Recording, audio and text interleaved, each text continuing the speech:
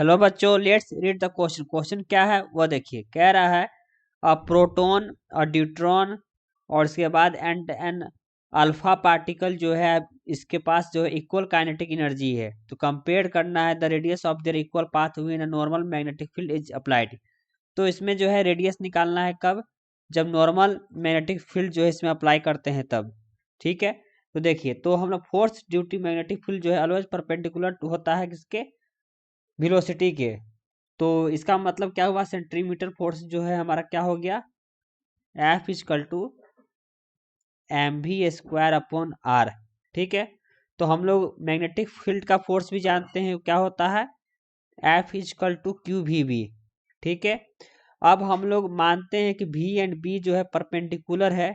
We and B जो है आपका आर परपेंडिकुलर, क्या है, are perpendicular.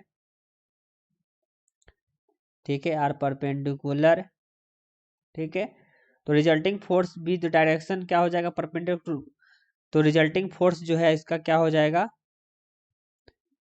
Resulting force will be in direction perpendicular to both magnetic field and the velocity. Resulting force जो है both perpendicular to magnetic field and velocity. ठीक है, velocity. तो यह जो है सर्कुलर मोशन जो होता है हमें 2 डायमेंशन में देता है। तो यहाँ से क्यू वी बी को हम लोग बराबर कर देंगे किसको, M V square upon R. ठीक है, तो यहाँ से जो है हमारा रेडियस जो है क्या आ जाएगा वो देखिए। तो रेडियस जो है हमारा क्या हो जाएगा, M V upon Q B. ठीक है, एम वी अपॉन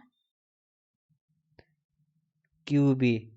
ठीक है, तो यहाँ से जो है काइनेटिक एनर्जी क्या होता है, half M B square. Kinetic energy जो होता है हमारा हाफ एम वी स्क्वायर। तो आर जो है हमारा क्या हो गया, M V upon Q B. ठीक है, M V upon Q B. तो यह जो है आपको किसके बराबर हो जाएगा, √2। और ये जो है हमारा kinetic energy m upon Q B के बराबर हो जाएगा। ठीक है, तो हमारे पास proton and neutron have the same charge. देखिए, प्रोटॉन और न्यूट्रॉन के पास जो होता है हमारा हैव सेम चार्ज। इसके पास जो है सेम चार्ज होता है। सेम चार्ज कितना चार्ज होता है, +1। अल्फा पार्टिकल के पास अल्फा पार्टिकल के पास जो है +2 चार्ज होता है। क्लियर है। और उसके बाद assuming the neutron and proton weight जो होता है सेम होता है। न्यूट्रॉन इज स्लाइटली थोड़ा ज़्यादा होता है रियलिटी में। ठीक है, लेकिन हम लोग मास ऑफ प्रोटॉन जो है 1 मानेंगे। Mass of proton 1। और चार्ज जो है प्रोटॉन का क्या मानेंगे, चार्ज ऑफ प्रोटॉन। क्यू जो है चार्ज को डिनोट करता है, तो यह जो है 1 हो गया। उसी प्रकार जो है मास ऑफ न्यूट्रॉन, यह क्या हो गया आपका 2 के बराबर। और चार्ज जो है न्यूट्रॉन का वह क्या हो गया, 1 हो गया। ठीक है, और मास ऑफ अल्फा पार्टिकल वो क्या हो गया, 4। तो अल्फा पार्टिकल का चार्ज जो है, चार्ज ऑफ अल्फा पार्टिकल, यह जो है 2 हो गया। ठीक है, तो रेडियस हम लोग सबका निकाल लेते हैं। रेडियस ऑफ प्रोटॉन, तो यह क्या हो गया, √2। और ये जो है काइनेटिक एनर्जी और ये मास अपॉन क्यू बी।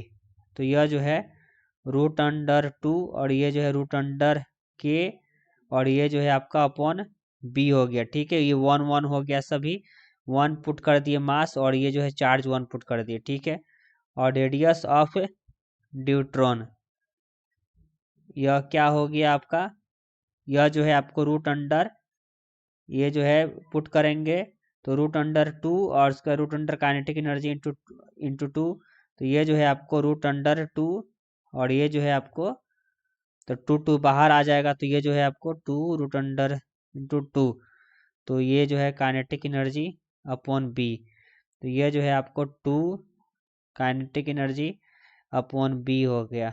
ठीक है, और रेडियस ऑफ अल्फा पार्टिकल यह जो है आपको √2, और ये जो है √k अपॉन बी हो जाएगा। तो यहाँ पे रेशियो बोल रहा था, तो रेशियो क्या हो जाएगा, यहाँ पे सभी का रेशियो निकालेंगे।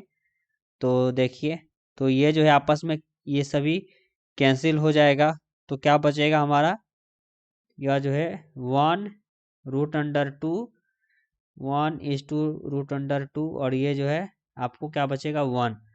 तो यहाँ पे जो है radius of proton, radius of neutron, और ये जो है रेडियस ऑफ अल्फा पार्टिकल जो है, ये हो गया आंसर।